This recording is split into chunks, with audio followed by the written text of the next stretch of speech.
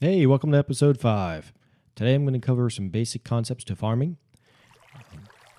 One of the first things you need to do is actually to create a hoe. So what we're going to do is go over to our happy crafting table, stick, and we can either make a wooden hoe or we can make a cobblestone or stone hoe. Now if you notice here on the bottom, you get a little indicator or a bar. The more you use it, the more life that it has that it goes away. It's part of the usage. I'm going to describe something kind of that I knew earlier on in the game. Water has an impact on growing crops. Now, if you notice, I've got a little bit of water going on here. All right. The way you do water is that you get yourself a bucket, an empty bucket, head down to the local stream or lake, and right-click, and that'll give you a full bucket. See if I give you a quick example of that.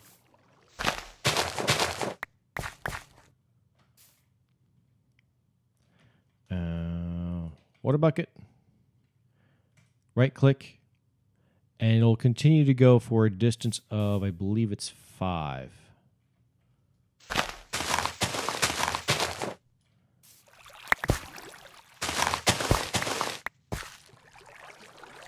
Water does eventually run out. In terms of difference, it's simply an angle of slope. In order to get the water back again, you have to go to the water source, which is this one here, which is the full block. Right-click, and the water eventually will go away. The reason this is important is that water hydrates land up to 4 blocks away. So right now, 1, 2, 3, 4. So underneath this block will be hydrated. What hydrated means is that when I plow some land or go with the hoe, cultivate it, it will stay cultivated. If I simply, let me run over here. There's no water over here.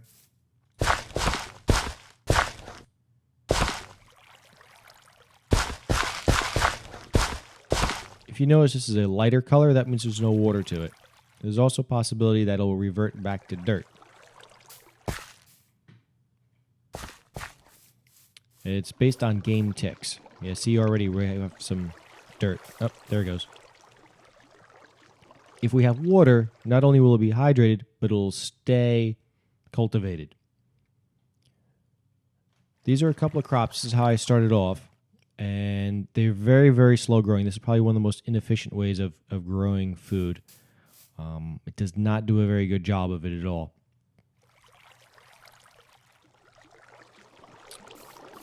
Something else that's very much of note is the alternating columns.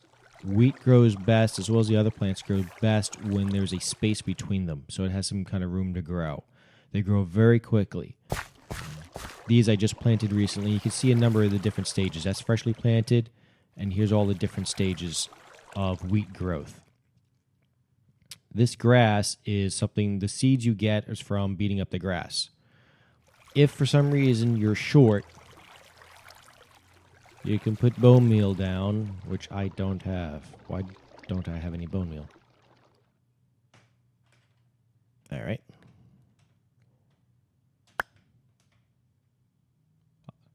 You get bone meal from bones. Bones you get from skeletons. Grab a couple of bones, pop them in your crafting area, bone meal. And bone meal can help have lots of grass. Okay. This is how you get grass and flowers, by the way. I can also go up to a plant, right-click on it with the bone meal, and it'll bounce up to the next level of growth. So if you have a bunch of bone meal, which is not uncommon when you have skeletons running around, it's a great tool to get you up and running surprisingly quickly. If you're starting from scratch, you don't have that option, which is fine. You just make yourself an effective growing medium. Now, here's the one catch with the water bit. You need a bucket. In order to get a bucket, you need 2 pieces of iron. That means you have to go mining for it. It's probably one of the first things I make when I find iron. That and the metal sword. And those are the 2 big priorities. You always want to have a bucket full of water when you're running around in Minecraft. There's definitely strategies to adventuring in the world. Something else of note is the lighting. Lighting does help. Plants grow when there's light on. This includes trees. So when we're moving into tree farming, you're going to see a torch for every tree. The reason for that is that it only grows during the daytime. So if we give it more light, it has more opportunity to grow, grows quite rapidly, and before you know it, we can start making a lot of bread. Let me cover seeds, and then I'll cover bread. Seeds, as I've mentioned, are acquired from beating up grass.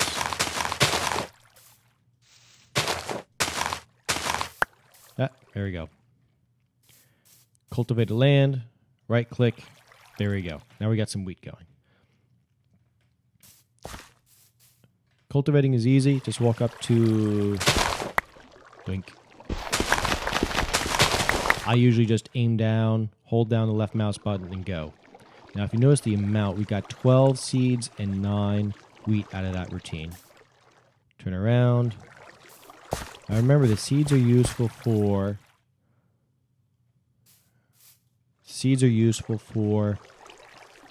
the chickens. So if you have some chickens running around, or if you want to get some chickens running around, having a bunch of seeds running around is just very helpful.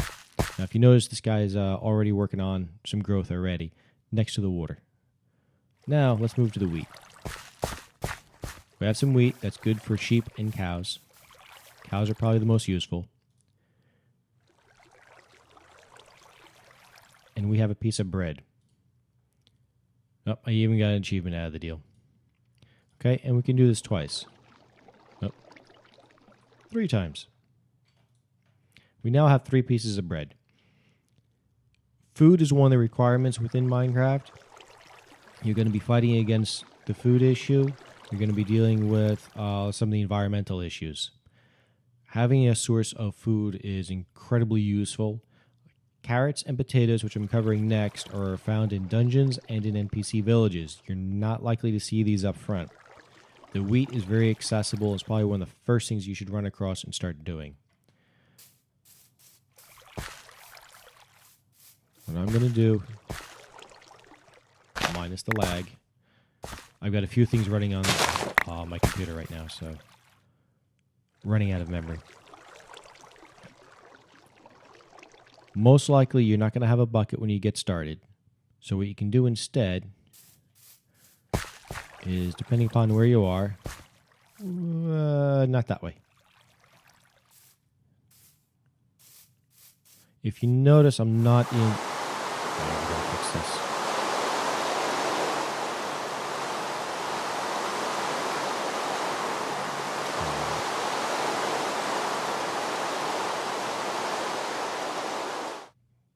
I have cheats turned on for this.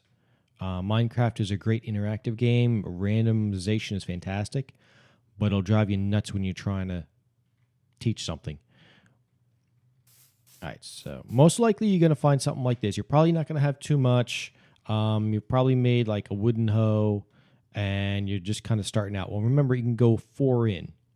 So yes, you can go with the shovel and start digging, but most likely...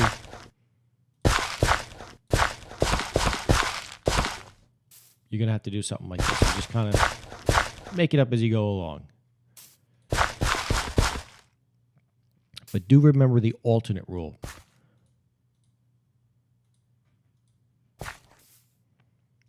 And if you notice that's a darker color, that's because it's hydrated. So the rest of this in time will turn into the darker color, which is hydrated. There's another block. And that's a very good sign. That's what you're looking for. That's where you want to plant your crops. Now, the reason I have the wood and the half slabs on top of that water is so that when I collect it, the material that's made goes off in random directions. Tremendously annoying, especially when you're dealing with something like sugarcane or just the water in general. You're chasing down water and you're fighting it. So putting a half slab on top of it allows you to run around, build expand that land area quickly, you can either go horizontal or vertical with it. I'll describe that momentarily. And it keeps everything still on the ground, makes it much easier to actually collect. That's part of the system of effective farming. So just in these couple of minutes, you see how quickly the soil has gotten hydrated. It has not reverted to dirt. That's because we're in 4 squares of the water. We've got a hint of a growth going, not much, but already it started. So we can come back here later on, and if we're just starting, maybe we just have a little hole in the ground with a door, but we really got to start working on that food really up front. And this is something that we need to do probably day 2 or probably day 2 when we get into the actual Minecraft walkthrough tutorial. In terms of expansion, I can go elongate it in this regards. I can also go out. Remember, it has a width of 4. 1, 2, 3, 4. So I can place some more water here, and it'll hydrate out 1, 2, 3, 4. So that would actually work out rather well, and I would have 2 of these columns of farming, and this actually would be good enough for a fully established house at this point. I would have my wheat, which would be excellent for cows. We'd have bread, which is at least a consistent source of food. We'd have source of seeds, which is for chickens, as well as replanting, which is important. It grows very quickly, and it really helps you get established. See, I right-click on it, but I can't because I'm not even hungry yet. That's a good sign. We're going to put our dirt back so you don't get tripped over it. So that's the basics of farming in terms of strategy, structure, and efficiency. We've got a water. We've got blocks on top of it so stuff doesn't go fly all over the place. We've got our light, and we've got alternating rows.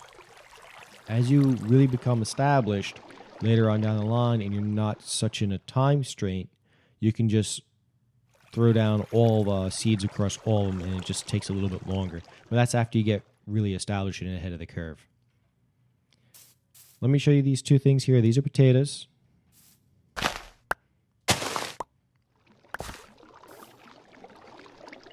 Ta-da, potatoes. You can replant the potatoes. And if you have I don't have enough to make an oven.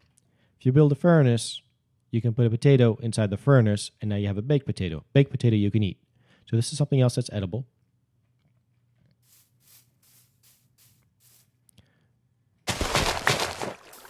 Carrots is so probably one of my favorite.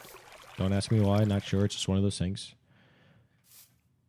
I just kind of point myself down, go forward, and hold the right click.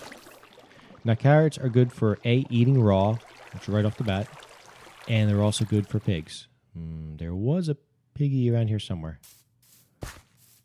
But again, there he is. The carrots and the potatoes can only be found adventuring in NPC villages. This is the most inefficient method. Don't do it. Bad idea. If you're in a pinch, if you got bone meal around, hey, it'll get you up and running, but not very well. This is certainly the preferred method. So that's the 2 cents on farming, and I'll see you in the next episode.